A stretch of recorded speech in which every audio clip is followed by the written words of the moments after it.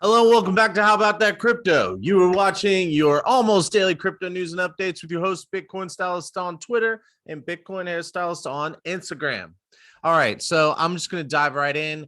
Today, there's really big news. I actually had a bunch of like good news that was going on in the sector.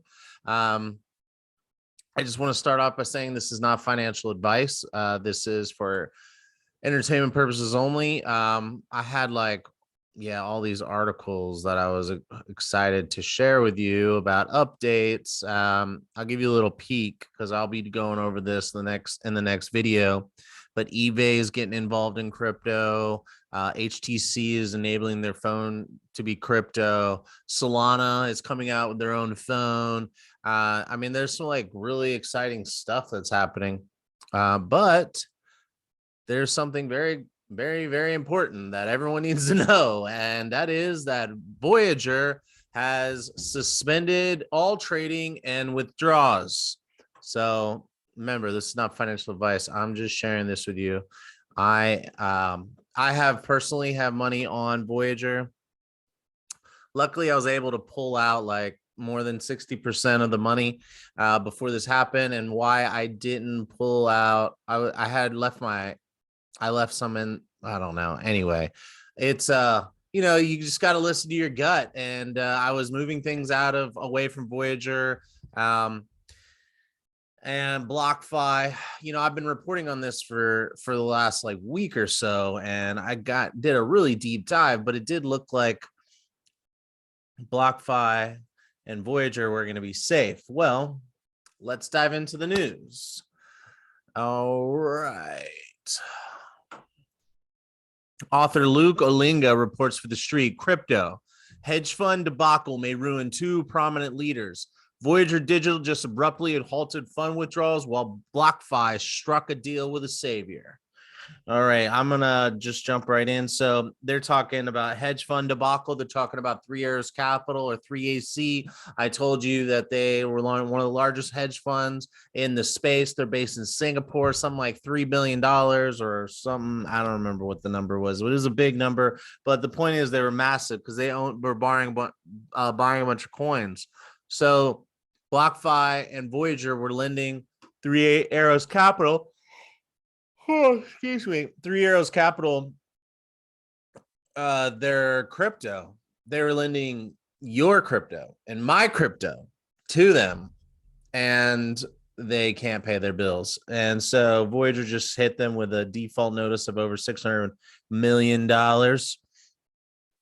So anyway, I'm just going to read you this quote. Zach Prince, the CEO of BlockFi. Let's start with BlockFi. All right.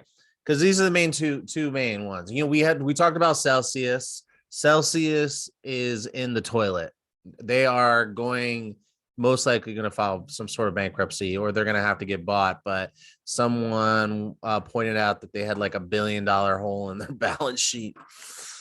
Oh my God, what is wrong with these people? This is not what crypto is supposed to be about.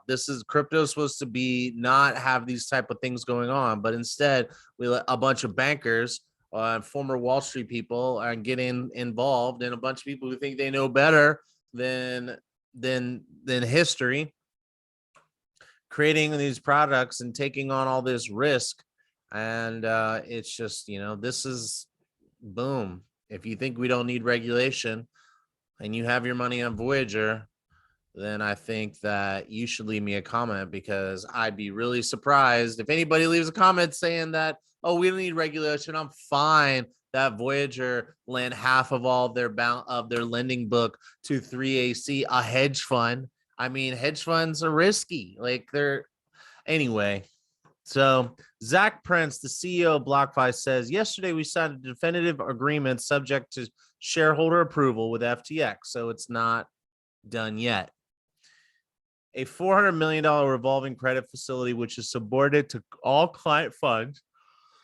Oh, goodness. And an option to acquire BlockFi at a variable price of up to $240 million based on performance triggers. This, together with other potential consideration, represents a total value of up to $680 million. We have not drawn on this credit facility today and have continued to operate all our products and services normally. In fact, we raised interest rates. raise interest rates. What do you think about this? First of all, we just signed definitive agreements, but subject to shareholder approval. If you're a shareholder and this deal isn't good for you, why would you sign it? If you're a shareholder, would you say screw all the people that got put their money on the on our platform? I mean, they were taking risk. Like, they should have known their risk. I want my money back because I helped you build this company, not me, like a shareholder. Like, if I was a shareholder, I might say I don't care that the customers are losing their money. What do you think? So what do I think? I'll tell you what I think. I just withdrew all my money from BlockFi. It has a few days, so like I'll let you know if it makes it there. But it says that all withdrawals that happened after a certain point today because of the holiday won't happen until the 5th. So I will be speaking to you all next week to confirm that I got my money, got my Bitcoin and my USDC, and that is that. All right, so let's move on.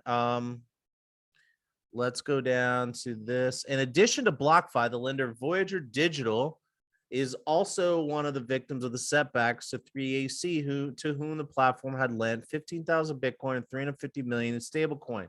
I read that this was half of the balance sheet. So victim seems like the wrong word. Sounds like, what the hell are you loaning all your? I don't understand. Like, you would think that if people are giving you their money, that you would be conservative with it, or at least tell us that this money is going into a hedge fund. So then telling me who your clients are, so I can look and decide. It's like when you buy an ETF and it's a basket full of companies. Say you buy the LIT ETF and it's for lithium. And well, it's not investing in lithium, it's investing in companies that are important or rely on lithium, whatever, maybe some miners. But like, I can go in and I can look at what the holdings are. Like, who are these companies that this ETF is investing in? Well, if I put my money on Voyager Digital, it's a lending platform that gives you a yield, which is exciting, but I'd like to know where this yield comes from. Well, I guess these are lessons learned for all of us, including me. If you want a yield on your product, you better damn well know where that fucking yield is coming from. Jeez. Oh my gosh. So, yes. Do I feel kind of stupid? Yes, because I've been telling everybody that this is happening, but it looked like they were getting a bailout. And it's not over yet. So they still might get a bailout. Luckily, like I said, I did move the bulk of my money off of there, 60, 70%, something like that. I did pull back, but I still have quite a bit on Voyager. So let's keep moving. Sorry. After receiving a loan from the quantitative trading platform Alameda Ventures, which belongs to Bankman-Fried, who owns FTX, Voyager just announced that it was temporarily suspending trading deposits, withdrawals, and loyalty rewards. This means that customers cannot access their money. All right. Well, he's saying that the CEO is like, oh, this is a difficult decision, but we think it's the right one. It gives us additional time to continue exploring strategic alternatives. Anyway, so that's what's happening. You got Sam Bankman-Fried from FTX is turning into the Warren Buffett or the JP Morgan of bailouts. JP Morgan in the early 1900s before the Federal Reserve Act, and Warren Buffett for 2008 crisis, both of which were bankers taking irresponsible risk and getting bailed out by a super rich person. So that's basically what's happening. So how do you feel about being in crypto? Do you feel like it's that special and like anti-bank and anti-system? No, it's not. It's like, this is worse. Like, at least we got a lot more transparency and these companies are audited, and I don't know. I'm pretty upset about this. But I guess I learned my lesson. Did you all learn your lesson? Not your keys, not your coins. If you keep your crypto on an exchange, then it's not your crypto.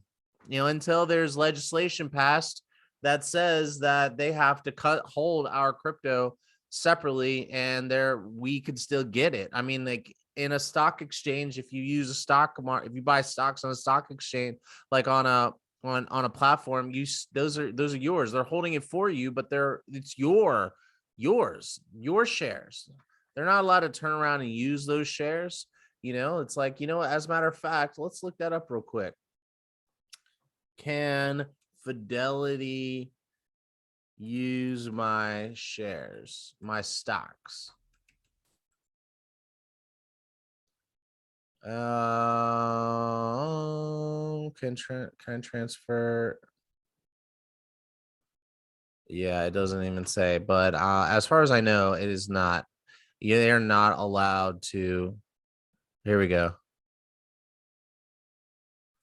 Oh, interesting. So this is saying, anyway, I'll do a separate thing on this. The point is, like, if you buy, here you go.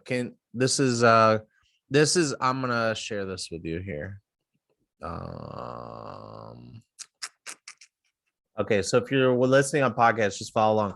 I just Googled, can Fidelity take my stocks? And I found a thing that says, can Fidelity take custody of my shares of my control and restricted stock?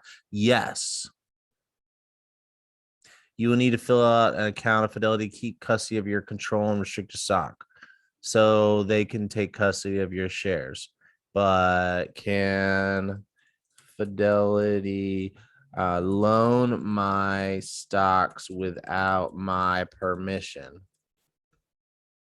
No, Fidelity is obligated to borrow securities. By enrolling, you are giving Fidelity permission to borrow from your current or future eligible securities as needed. You can loan your stuff to them, but they can't just use it. So yeah, there you go. So yeah, I was right. You put your money in a regulated stock exchange, like on a regulated stock exchange or platform, and they cannot just do whatever the hell they want with your stocks. So I'm thinking maybe that should be the case with some of these platforms. And if they're going to use it, then they need to tell you exactly where that money's going so we can have more. So that goes down to Gary Gensler talking about disclosures. I know everyone doesn't like Gary Gensler, but I mean, I kind of agree. I'd like some disclosures, please, especially for these exchanges. I'm actually more worried about these exchanges. I feel like I can do my homework on these coins, and I'm only really investing in Ethereum and Bitcoin. All the other ones are like super small percentage of my total portfolio. Anyway, so what are you doing? What are you doing with your crypto? I'm going to tell you what I did with mine. This is ledger.com. You can get one of these. It's like a little thumb drive. And it is the smart way to secure your crypto. So your coins do not go into this little device. Like I said, if you're listening to a podcast, it looks like a thumb drive. It stores your keys. So no one can access your keys. And if they can't access your keys, they can't access your crypto. It's stored, that information, that transactions are stored safely on the blockchain and validated over multiple computers around the world. It is super safe. But what is not safe is if you lose your keys. So that's a challenge. And you could use a cold wallet. I did a whole episode on wallets. I'll leave it in the description below. You can decide how you want to store your stuff. I took mine completely off the internet. I don't want it to be hacked. I'll take my chances and with keeping my keys safe. So tell me what you think. What do you think about this? Do you think that this is like a clear and sure reason why we need more regulation? We need legislators to get their act together and pass a bill that can ensure that we have all the information we need to make our decisions. Also, did you have any money on Voyager or BlockFi? Are you keeping it on BlockFi? Were you able to move your money off of Voyager? Please let me know. Leave a comment below. I want to hear from you. And if you didn't have it on either one of those and you didn't have it on Celsius or anything else, good for you. If you had it somewhere where I haven't talked about that halted withdrawals or is having liquidity issues, please let me know. I would like to know more. But bottom line is, we are in the depths of a crypto winter. or maybe we're not even in the depths yet. The storm is still coming in. We're still like getting pummeled here, and so I think that there's more pain to come. If any of these Celsius goes into bankruptcy, any of these other smaller Babel Finance, I did see there were a couple others that were having trouble. So I'll keep an eye on this. I will keep you updated. I am not going anywhere. I do believe in this asset class. I do believe in the technology. I do believe Bitcoin is digital gold. I do think that once regulations and legislation gets passed, regulations get cleared up, and the financial accounting standard boards changes the general accepted accounting principles to accept Bitcoin and crypto as a capital asset, then I do think that you will see people seeing Bitcoin as digital gold. So what do you think? Have you changed your mind? Do you agree? Do you disagree? Let me know. Leave a comment below. Have a good weekend. Happy 4th of July. Hodl on. And try not to be too sad. Enjoy the weekend. Don't worry. It's still the bottom. We're still not at the bottom, and we still have a ways to go. That's my opinion, not financial advice. I also do think that this is a great time to buy. So I will be putting every little extra penny I can find underneath my mattress into it. It's just, I'm not going to be leaving it on any exchanges. I learned my lesson. So talk to you soon. Hodl on.